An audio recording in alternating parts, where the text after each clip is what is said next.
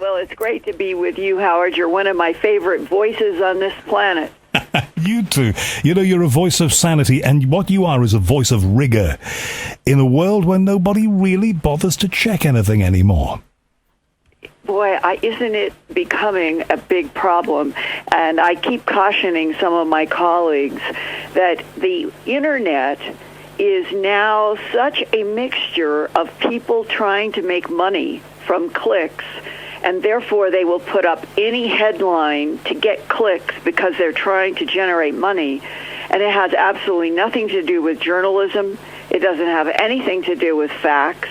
And that puts a burden on me, you, George Knapp, anybody who is trying to do actual hard-based factual journalism, because now if we get something that looks serious, we literally have to try to track down the author, the source, or at least that's what I'm doing. And you know, Howard, in just the last couple of months, without going into names or the problems of litigation or anything, but this is a process that I have done and found on the other end, zero. And just to give you an example, I was sent an internet news story. It looked like it was absolutely legitimate, and I believe the source was a Canadian. It was like a Canadian Calgary or something. And it was so astounding that I sat there thinking, if this is true, it had to do with archaeology, it had to do with finding extraterrestrial bodies, all of this. I thought this is way over the top.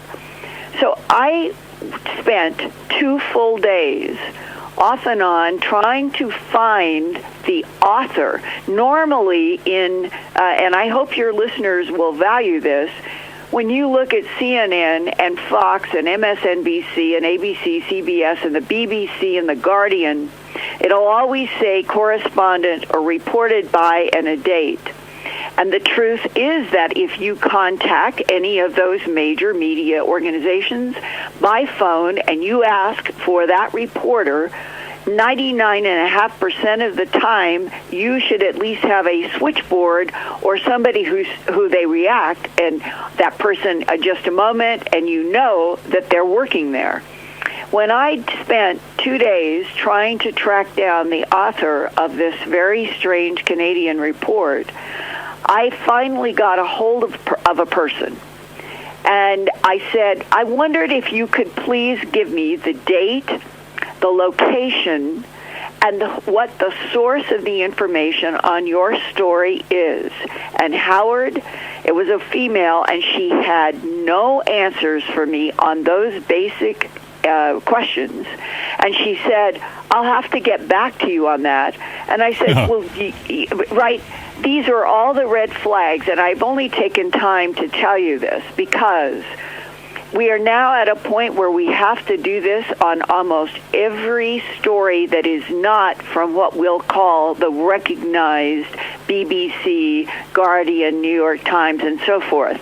And this is a big problem for the planet because when we realize that people are trying to make money and they're doing it on sensational headlines, when we do have something sensational to report based on facts, it's going to be even that more difficult. So if I was a conspiracy theorist, and heaven forbid, would I be a conspiracy theorist, I would say that maybe there is somebody out there planning some of this. So if you put enough smoke out there and you install a few mirrors, then you can probably obfuscate enough to stop any truth there may be getting out there. Yes, and that was actually, this is an issue that has been raised in the Jaime Maussan event down in Mexico City on Cinco de Mayo, May 5th, 2015. That was just in a nutshell. That was the story about 2 Kodachrome color slides that Kodak had confirmed were 1947-ish vintage, and they had been found in the possessions of a woman, a family who had all passed, and these 2 strange Kodachrome slides were found with what looked like a very strange body, and people back east and all over the United States, I'm not going to get into personalities, I'm just going to say that This was reported to some researchers about, I think by now, a year ago. And then little bits of news started filtering out without anything to back it up, but just that Roswell, New Mexico, July 1947, extraterrestrials are on these color Kodachrome slides. And the next thing we learned is that Jaime Maussan, who is a well-meaning guy in Mexico City, has been working there now for 30-some years in television and has his own company now and does reports largely on things that would be in the high strangeness category.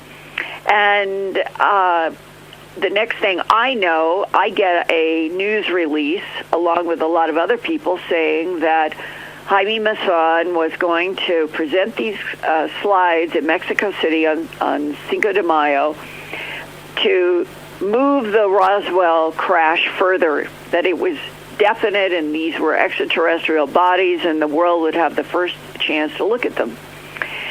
And I interviewed Jaime in February, and he told me then that he was working with a forensic, basically an anatomist and a pathologist who were looking at the Kodachrome slides to measure the bones and the body and all of it and to see if it was human or not. Meanwhile, at about the same time, February to March to April, there came other news on the internet again saying that this was definitely a mummy from a southwestern museum. And Jaime and everybody associated with the research were attacked, I mean, viciously.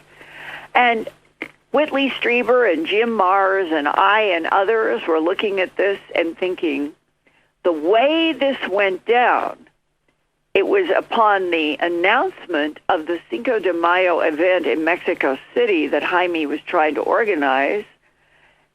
And about 2 or 3 weeks after that announcement comes the attack that the 47 slide is a mummy and that these people attacking can prove it.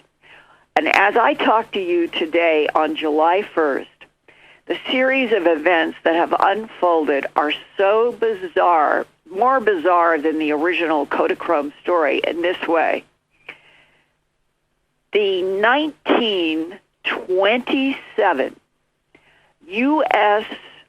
Interior Department archaeological report suddenly emerges in a FOIA, a Freedom of Information Act, and it has stories about an archaeologist named Palmer showing a photograph, showing 2 photographs in this original alleged 1927 document, which I have no reason to doubt that it's legitimate. But, Howard, what you're looking at in the Palmer photos does not match the 1947 Kodachrome slides, and yet it was put out on the internet, this is the answer, and that this, which doesn't resemble anything like the 47 Kodachrome, it shows a body, but they don't look the same at all. So it was a weather balloon then? I think, and here's now what is fascinating. It says that this Palmer archaeology discovery was sent to the Mesa Verde, Arizona Museum, where it was on display. Jump to the Jaime story and everything that they were doing in presenting their body. I and Whitley and others started trying to find out in the Mesa Verde history, was there ever a mummy there? And I got a call from some people on the East Coast that said, Linda, this is the mummy that was in the $1 million museum in White City, New Mexico, and it was that this Kodachrome color slide was identical. This is what it was a phone call from somebody well known, and I'm staying away from names, well known in the field. Linda, it is definitely a mummy.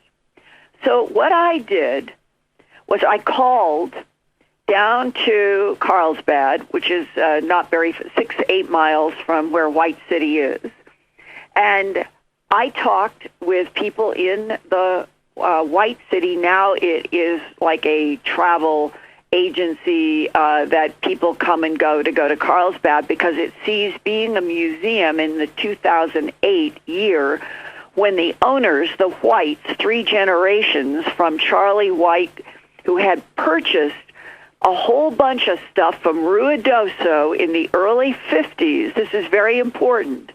To set up this museum in southern New Mexico, the White City, that was his name, Charlie White. Ruidoso had been tied into Roswell, retrieval operations, crash of an airplane. Ruidoso is straight west of Roswell. Ruidoso has always had a mysterious link to everything that was happening about crashed UFOs, retrievals of bodies, the RAF Army airfield, all the things about Ruidoso. And I'm talking with these people, and they say that the original museum came from, quote-unquote, museum artifacts in Ruidoso. And I said, is any of the relatives who were involved in that museum alive? They said, yeah, the great-grandson of Charlie White lives in Carlsbad, and I talked with him. And he said, there's a photo. He said, we had a small 12-inch long.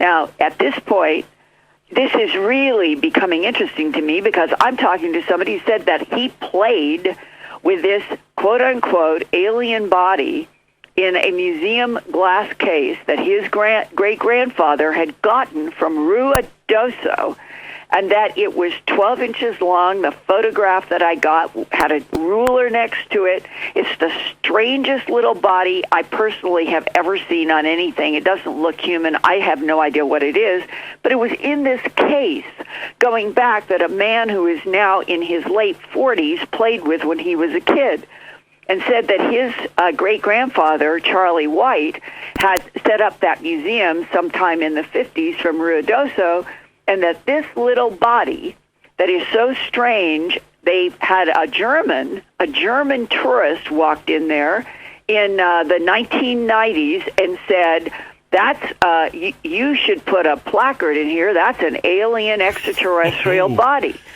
They thought that was funny. So they put a placard in their White City museum that was there for about 20 years or 15 years that said, alien body, ? A German tourist came into our museum and gave a date and said this is an extraterrestrial body.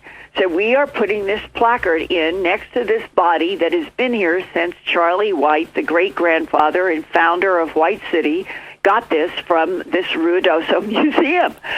So I have discovered a second alien body that is 12 inches long, while the Palmer alleged mummy from 1927 was at least 29 inches long, and the Kodachrome slide, according to the medical people looking at it, said that it was about 39 or 40 inches long. So now we've got 3 different bodies, one that may actually be truly extraterrestrial, but God only knows what this 12-inch weird body. And anybody listening who's interested, all of this is at earthfiles.com.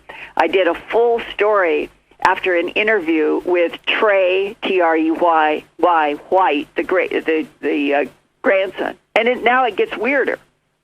He said that in 2008, when the White City Museum family, including Trey White, decided that they no longer wanted to keep this museum going that had been there for so long, and they called an auction house. I've talked with the auction house who went to White City to handle the auction, and she says, and Trey White says, that a few days before the announced auction people were supposed to get there, to take all this museum stuff and hold this formal auction. Get this.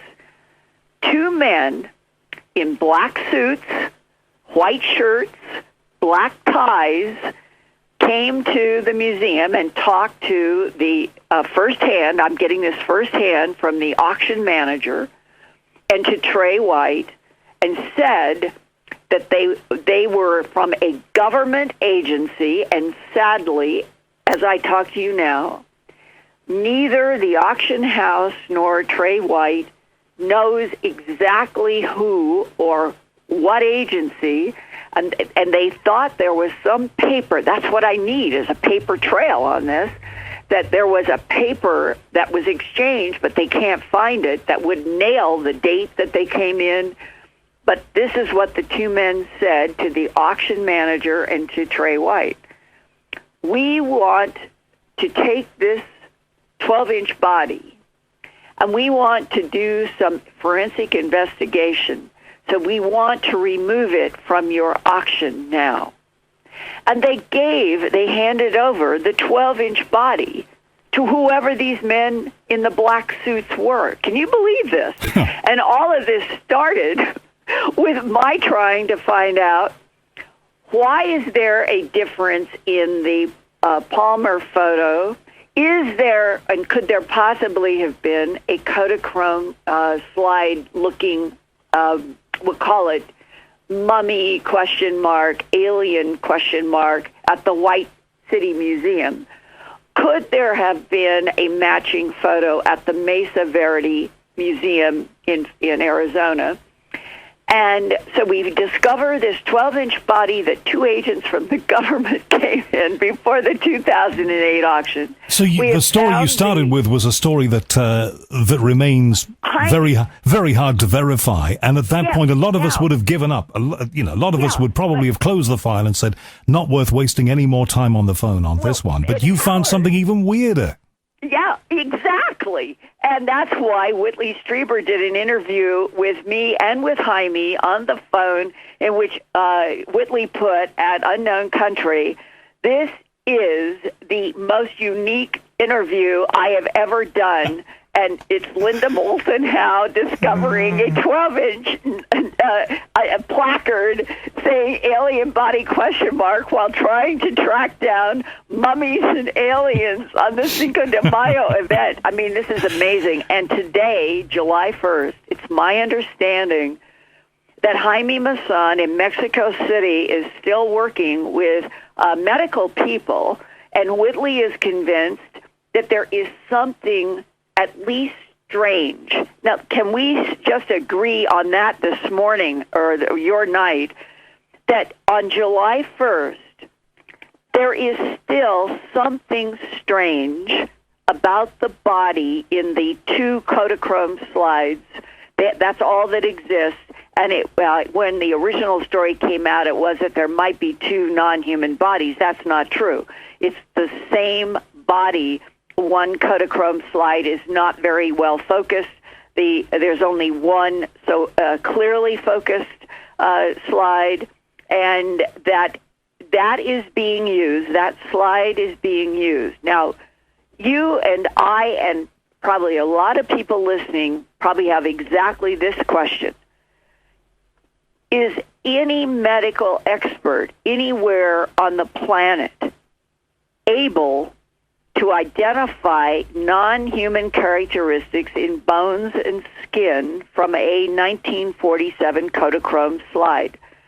I don't know, but I personally am of the feeling that Jaime has done some very legitimate comparison and anatomy comparison work on that slide, and he has enough question marks from 2 doctors, of which they're going to be doing more, I think it's this week or next. And because there are questions about what this body in the Kodachrome slide is, when you jump over to the Palmer archaeological dig or to something that was apparently in the Mesa Verde Museum, the length, or the length of those bodies does seem to be distinctly different than the Kodachrome slide from 47. So even though the Webb, MUFON has been trying to excommunicate everybody involved in the research, even though the Webb basically attacked, and that is the question, was it a counterintelligence move to muddy the waters on Kodachrome slide 1 and 2, that may literally be a legitimate hiding in plain sight photograph of something that was non-human and somehow ended up in that photo? Is it a counterintelligence operation to muddy the waters? And now it is so successful that the attacks on the Webb have dismissed it completely 100% as the Mesa Verde Palmer archaeological find of this mummy in 27. And yet, Howard, I have just described for you, I have no axe to grind in this. I'm trying to understand the facts. There are different looking bodies. There are different sized bodies. So right there you have a mystery of one archaeological discovery being pushed as the answer when it does not appear to be an answer at all to what was in the $1 Million Museum in White City, and it does not seem to match the size of the one that Jaime Maussan presented in Mexico City.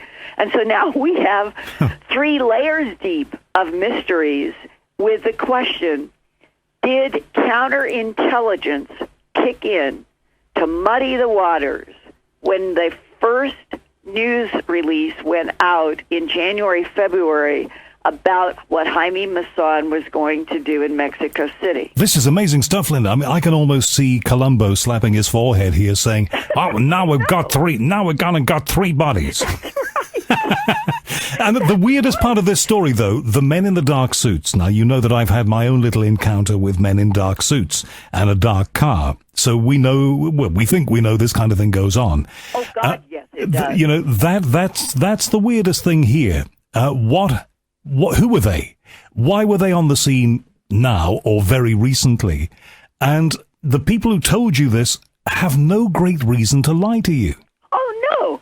One was a very straightforward manager of the auction house, remembered everything very well, because I'm telling you the stuff that was in that $1 Million Museum in White City, oh, I wish that I had understood.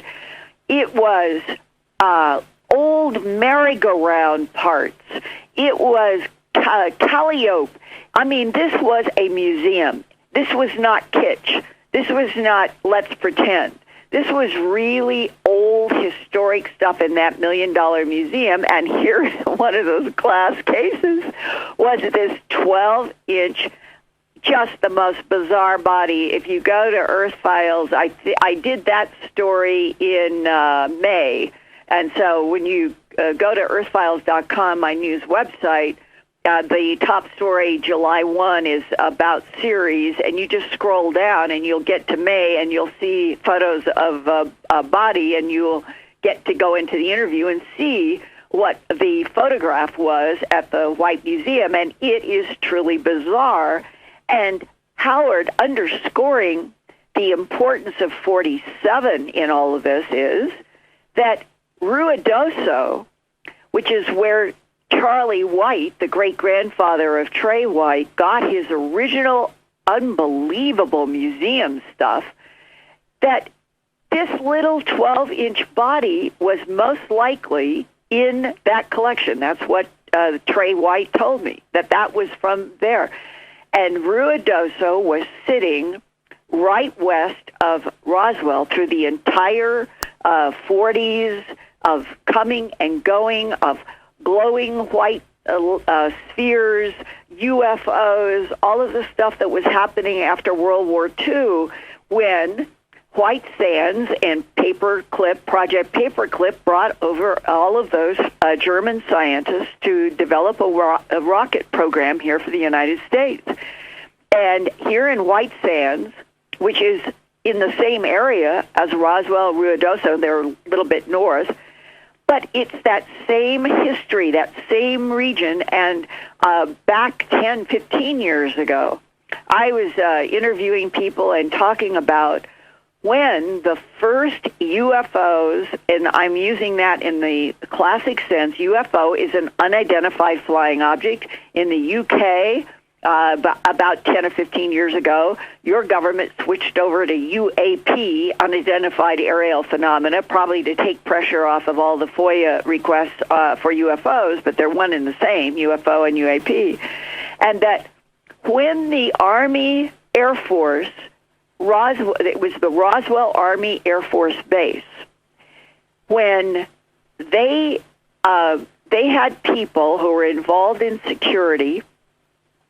We had Navy, a lot of people don't realize this, the Navy Research Lab of the United States, which has always been involved in the highest classified research work, and the National Research Lab, NRL, also worked hand in hand with the Atomic Energy Commission, the AEC.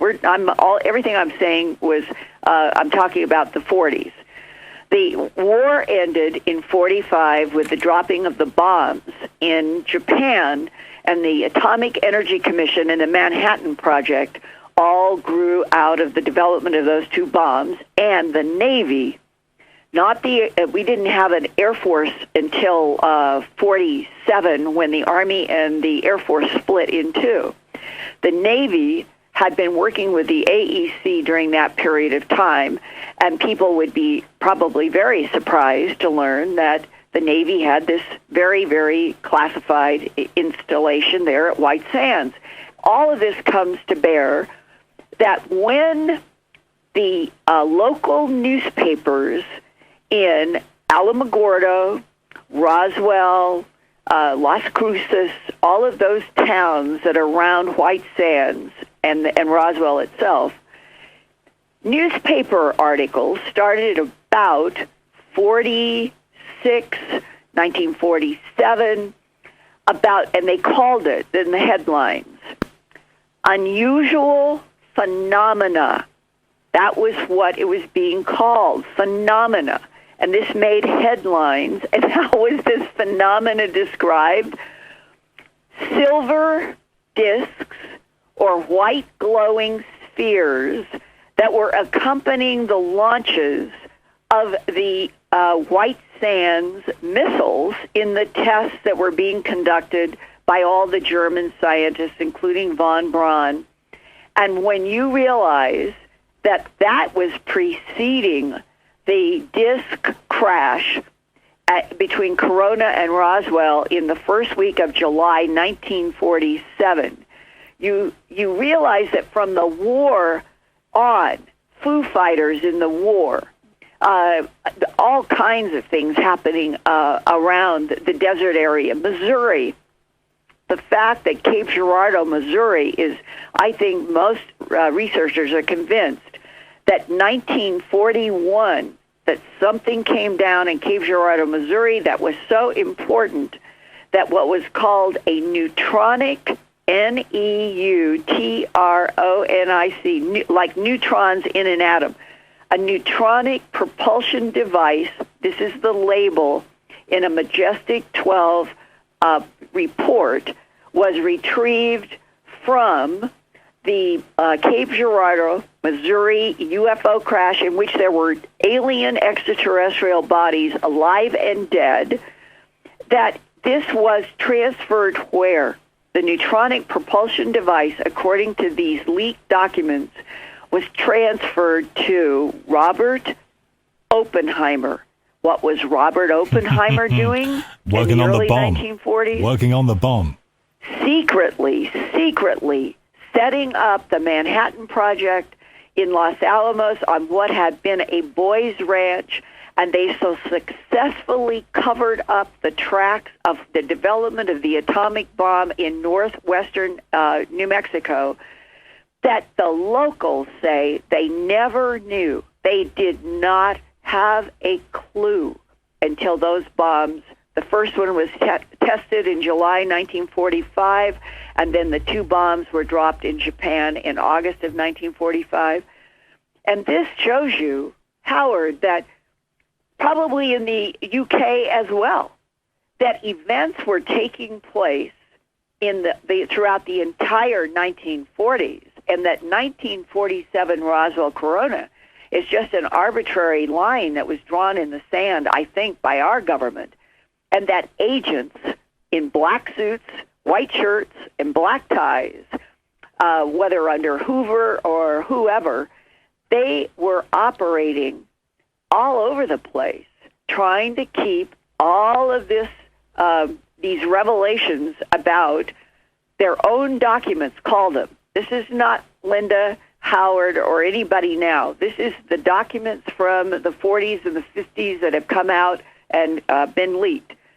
They were called celestial, celestil, celestial beings, celestial craft, and then by the end of the 40s, extraterrestrial biological entities. Now, that seems to me to be pretty black and white and clear. So where are we at with this? It seems to me that what you've just talked about is classically the way that security services work to cover up things they don't want you to know about. And that may have happened with the 2 color slides and the the differentiation between those, one of them not being as clear as the other. But then you brought a third factor into the equation, this other body that had been in a museum that nobody could have known about, and that somebody tried to head off at the pass, but you still found out about it, and you found out, this is the beauty of it for any journalist, you found out about it in the routine business of making phone calls to people not connected, we don't think, to each other, and who have no reason to tell you what we call over here porky pies, which is rhyming slang for lies. It's right. It's the slugging work of actually being an investigative reporter. If people knew, if you're going to do it right, and you're going to get as much firsthand information as you can, and you're going to verify paper chases if you can, it is slugging work. It is sometimes 100 phone calls. It is waiting for months for people to try to go through attics and basements and try to find paper. It is slugging work. And this is sad to me, that in this digital age in which there's not even, I don't think, Howard, that you would call it even a 24-hour news cycle. It is minute by minute, hour by hour news cycle now, and you have got reporters who care less about facts, in which everybody's competing to get news out first. And sadly, when people throw headlines up for money, this is not journalism. And that we are finding lots and lots of retractions are having to be made because there is a rush to get something out in these minute-to-minute, hour-to-hour, instead of once upon a time at least 24-hour news cycle. And if people jumped into my shoe, your shoe, or anybody and saw what we have to do to even verify a lot of things, then you would say, wow, we really ought to put some sort of, I don't know how to say it, in the digital age, would it be fair to say that a headline on a story shouldn't go up until it had 20 hours of vetting or something? Because you can suggest that, Linda. Who would do the vetting? I don't know. The editor of the internet. You're right. We would need bots to go around and verify and really do fact checking. But the good side is that every time that I and Jim Mars and others, when we actually do the research and the shoe leather, and you find something like what I found at the $1 Million Museum, it just reinforces for me that if you do the work, you often will find something completely unexpected that brings an entire new angle and facet.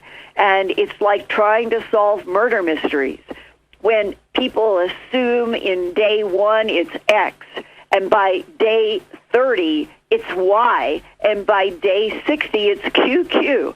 That is the world we are living in, and we all have to have a really, when you look at the web and you see a hysterical headline or a aliens have landed headline or Russia is going to nuke Europe headline or whatever they are, the first thing to think is, oh, somebody's trying to make money today on a headline on the web.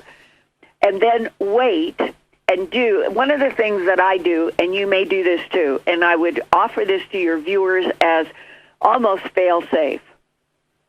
Anything that seems, if your mind says, wow, could this be true?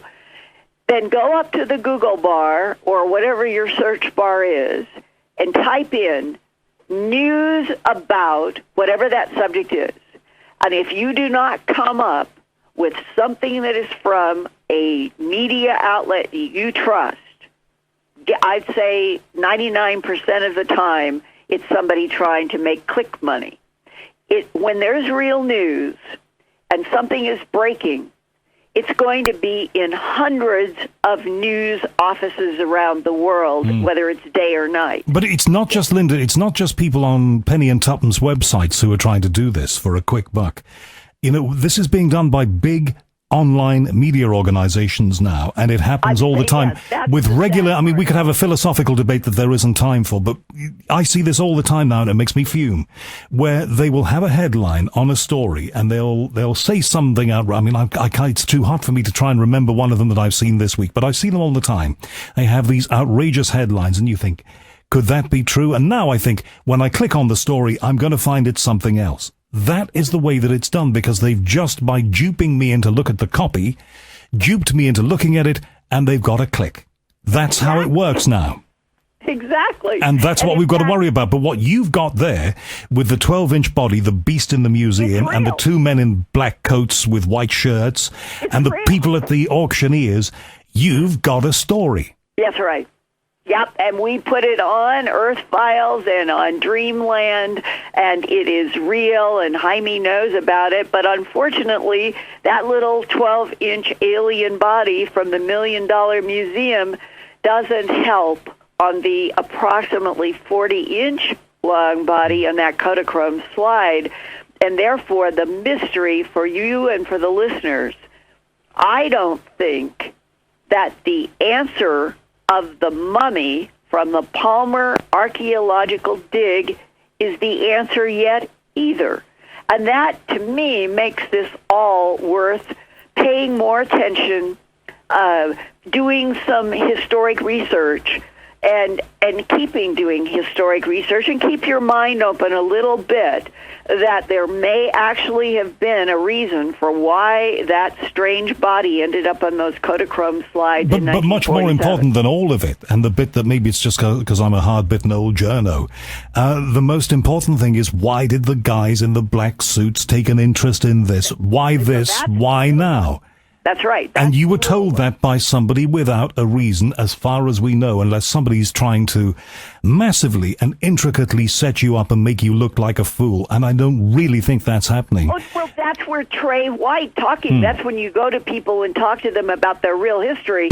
He played with, that was his verb, but I know what he means. It was his great-grandfather's museum, and he was a kid, and he was very interested in this little body in the glass case, and he had touched it. And so that's a testimony from somebody now in their 40s that this little body next to the 12-inch ruler was there when he was a child. And if you want to hide something in plain sight, what would you? We know about this. In this day and age, it's one thing we do know about. If you want to hide something in plain sight, what do? You put a label on it saying, here's an alien body. And then nobody's going to ask any questions about it. Or this is a mummy. Yeah. Who is going to pay attention if it says this is a mummy? Unless, of course, you get to the stage... There could have been an alien body hiding in plain sight as a mummy. Well, yeah, exactly. And then, you get interest in this from some other source. And maybe they were interested because up to that point it was safe. But at the point when it's all sold off and moved, then people start to question, and if you're an auctioneer, that's what you do, the provenance of a thing. Where does it come from? Who owned it? How was it found? Lots of questions.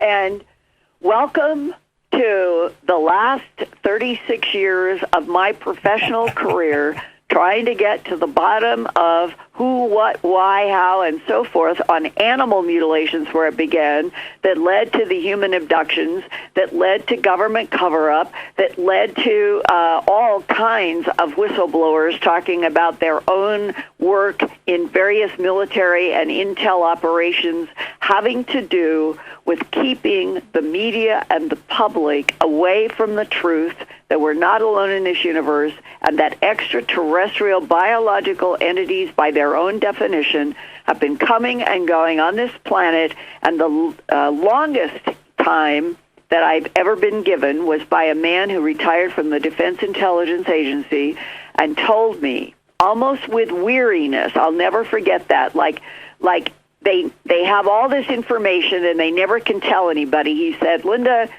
we have at least 3 competing geopolitical, territorial, conflicting extraterrestrial biological entities that have been coming to, collecting and harvesting genetic material from, and terraforming this planet for at least 270 million years. And my first sentence to him was, well, that's before the time of the dinosaurs. And his shocking reply, Linda, one of those groups mixed and matched genes and made the dinosaurs.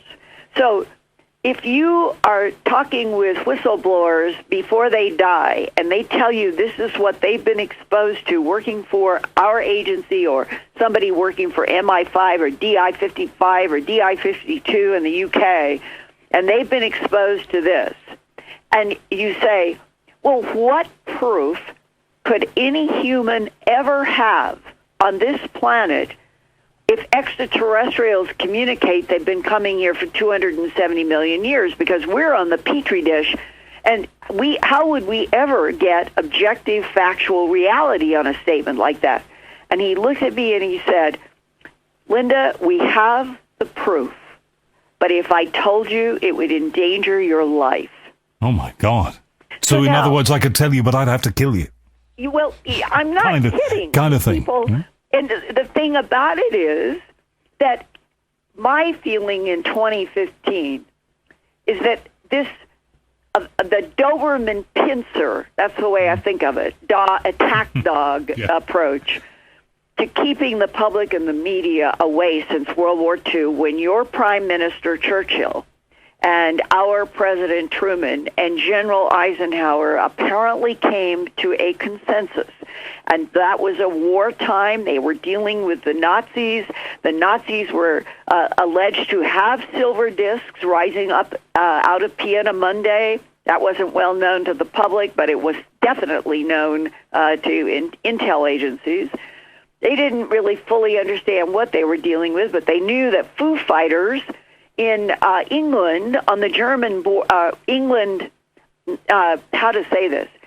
England is an island, and when I started to say was on the German border, meaning that the Royal Air Force had flown over someplace where there was a border, and they had reported that a Foo Fighter, the glowing sphere, was making circular motions around their RAF fighter in the air. This came in letters that were released by the Ministry of Defense. Well, wasn't that Denmark? Wasn't, because if you hit the North Sea from here, you go south east a bit, then you hit Denmark, and then you hit Germany. I wonder if I seem to half remember hearing that.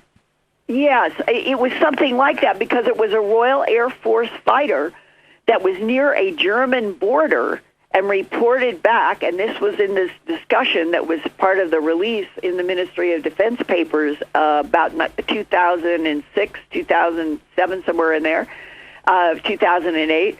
And it was that the Royal Air Force fighter was reporting this, and the MOD release was that Churchill and Eisenhower were talking about this what was essentially extraterrestrial technology, and that it was Churchill who said to Eisenhower, we must keep this from the public and the media for at least 50 years because this could collapse religions and all the things we've always heard. But, of course, the 50 years has passed now. But that 50 years would have expired around 1993, 94, somewhere in there. And we're at 2015. And we know that government agents have played very rough ball with people going back to 47. That Mac Brazel, I heard this directly from the radio announcer, that Mac Brazel walked into a Roswell radio station because he knew the radio broadcaster. And I'm trying to, was his name Jordan? Frank Jordan, I think, was the radio guy. And Mac Brazel, the rancher who had discovered all of the strange debris on his ranch and had gone to see the sheriff. And this was the weekend of July 4th.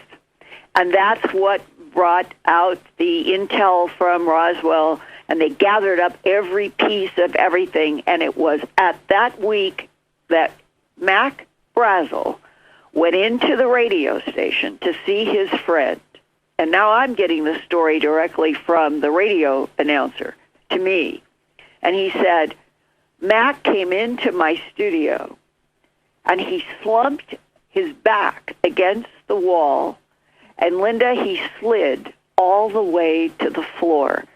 Now, most humans know that gesture. If you're exhausted, depressed, whatever, or even sick, that everybody probably at some point in their life has done something close to that when they were really, really stressed to the max.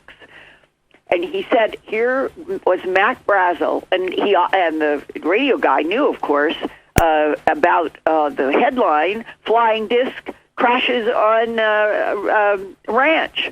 That had been plastered, and that's what was supposed to have been a mistake, a leak. And the government had to come in very rapidly and plug the leak, and that's where the weather balloon and lean on people like him okay, very hard. Yeah, Mac Brazel, the rancher, in front of his longtime friend, sliding down the wall to the floor, and the radio announcer said, and he looked up at me from the floor and said, "They aren't gray; they were green." I'm not kidding. And you got that from the primary source? Yeah. And he said that Mac Brazel, he had never in his life seen his friend looking so destroyed. And they had a discussion, a little bit of a discussion about bodies that were not human.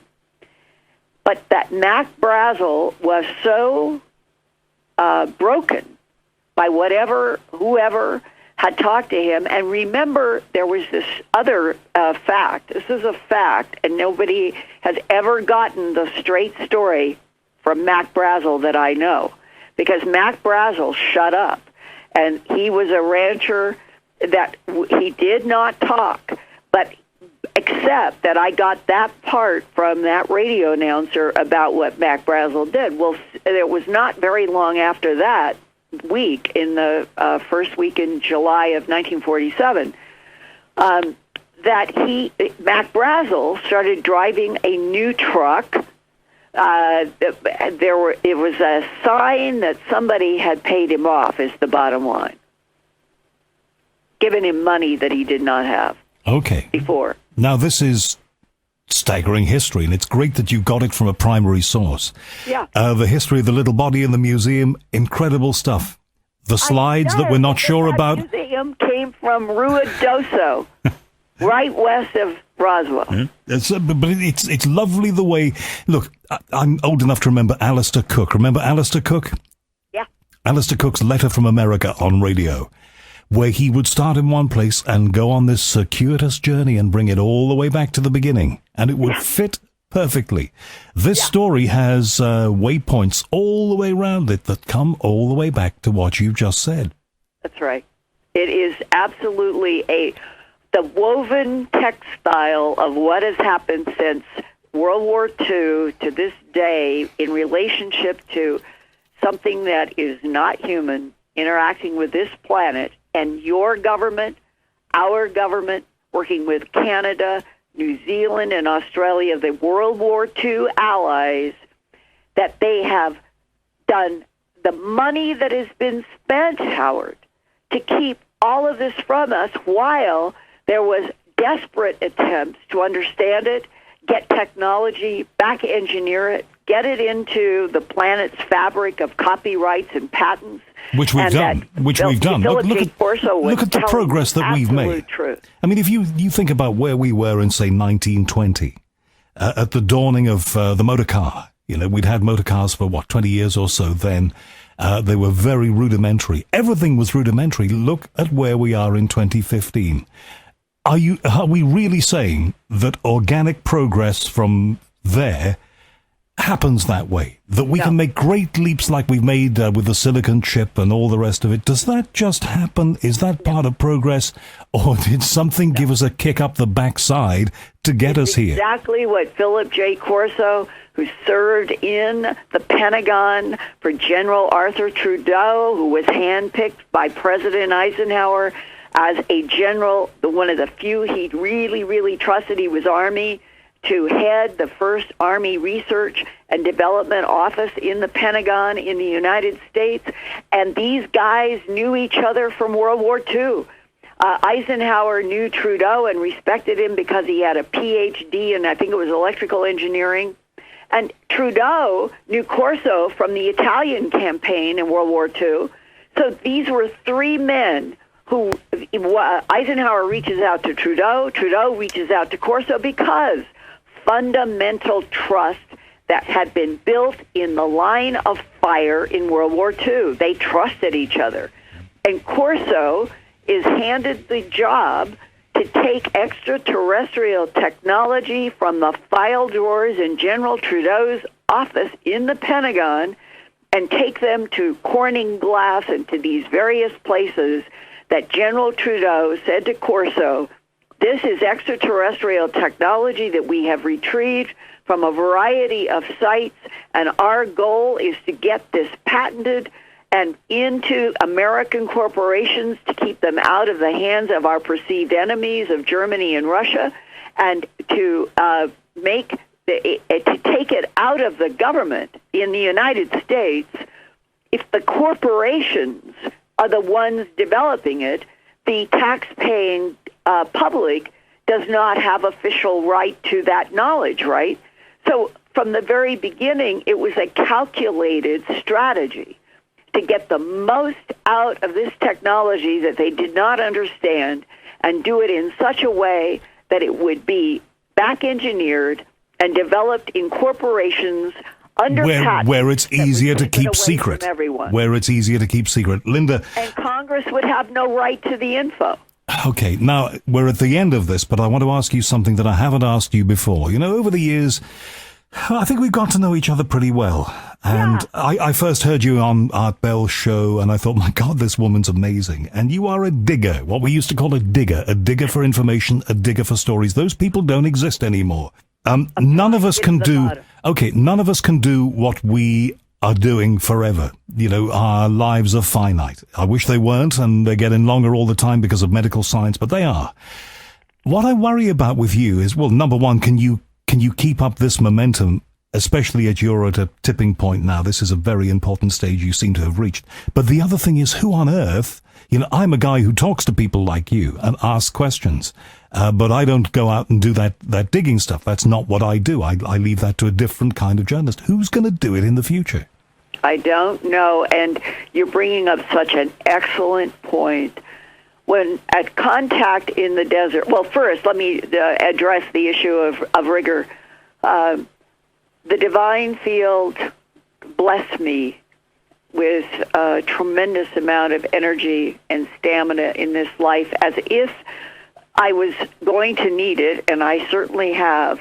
And right now, as I'm talking to you, I feel no less energetic, no less inspired. There's nothing in my life that wants to slow down. In fact, it seems to me that I more and more and more. So if the divine field will just keep sustaining me, then I will just keep doing everything that I'm doing and always have done. So that's number one so far, fingers crossed. The second thing is that when at Contact in the Desert, which was the first week of May, there were Stanton Friedman was there, Jim Mars, myself, Von Doniken. Von Doniken and Stanton Friedman are 80. Von Doniken doesn't have a crease or a line in his face. It's amazing. Myself and Mars, we're about the same age at the beginning of the 70s decade. And we were on a panel, or some of us on a panel. And what I began to realize is that these peers and myself, we held doors open over the last 3 to 4 decades that the government thought that they were going to be able to close shut so easily in the 50s and the 60s. And that over the decades, if you look at what happened, it didn't take many of us to be stubborn and persistent to keep holding open doors on facts, because whistleblowers, all of us, have had frustrated government, whether they're intel or military, who have been themselves either hurt personally, upset that they have been ordered to lie, when they have been face-to-face with non-humans, when they have been assigned security around craft that defied any possibility of terrestrial technology, and that there are people that it ate into their soul. That's the only way I can say it. That being forced by policies of denials and signing non-disclosure agreements, it ate into their souls. And 2 or 3 people have contacted me through intermediaries over these last 36 years when they knew that they were going to pass. And I have had the ability to sit and look in the eyes of people who had nothing to gain. This is not for money. This isn't for power. This isn't for anything. It is for trying to cleanse their souls before they die. And that is not an overstatement. And which logically, whoever you are, we'd all want to do that. So these people have no reason to make it up, Linda. That's right. And one of these men who talked to me about many, many, many hard details said to me, Linda, it's all been so strange and disturbing that I never wanted to go home. And that's the way he said it. I never wanted to go home and tell my wife, my children, relatives, this is a story that stays bottled up because it is too strange and disturbing. Well, I think that there is some sort of responsibility to the human family living on this planet. If all 7.2 billion of us were made by extraterrestrials, set in motion by genetic manipulation of already evolving primates, I am not afraid of learning that. I think that we all need to understand what our relationship is for the truth with this planet, with other intelligences. If we knew the whole bloody story, it may be that whatever it is that has interacted with this planet for 270 million years at least, and our genetic evolution is linked directly to at least one of them somehow. And if the governments would stop lying and we got a full briefing, no matter how difficult they think it is, and they said, Our very survival in 2015 is linked directly to something that is there, and it may have a survival problem. I want to know it. I think we have the same parallel. If I go to a doctor because there is something wrong, I want to know the whole truth. I don't want to be told some sugar pill. And Linda, crucially, as we have to wrap this up, and I don't want to, and one of the reasons I'm wrapping this up is that it's hit 102 degrees in the room that I'm recording this. Oh my so God, I am Howard. probably going to pass out quite soon unless I get cool. So, but I just want to say this because it's important. And, you and I have talked so many times, and I sincerely believe this. We have to know this while we still have the capacity to think. Because I don't think in 20 years, in 10 from now, people are going to know how to think anymore. And I'm not just being some old fart who sits here and says this. I passionately believe it. Why? Because I was trained by people who knew journalism and its methods better than me. They were proper diggers.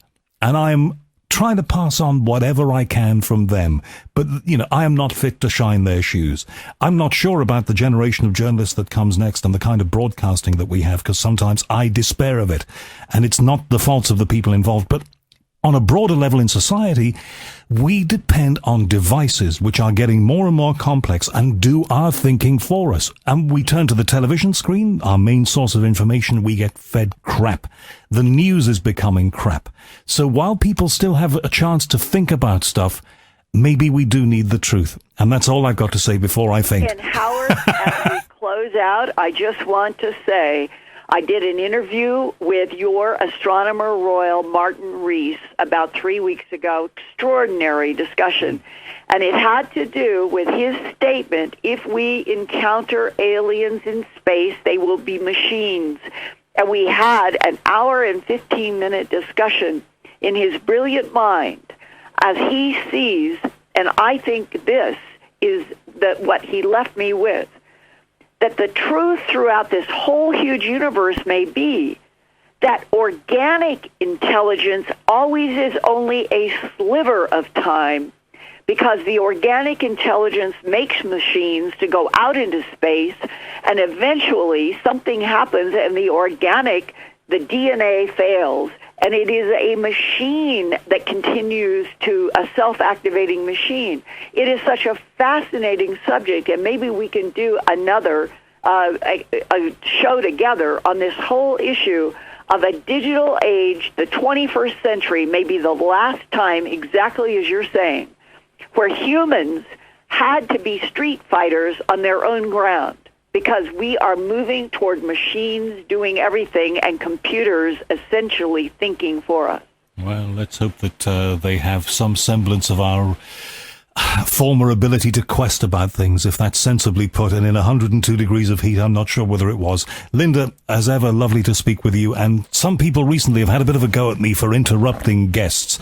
And I've tried to say to them, I only interrupt guests who need to be interrupted to keep them on point.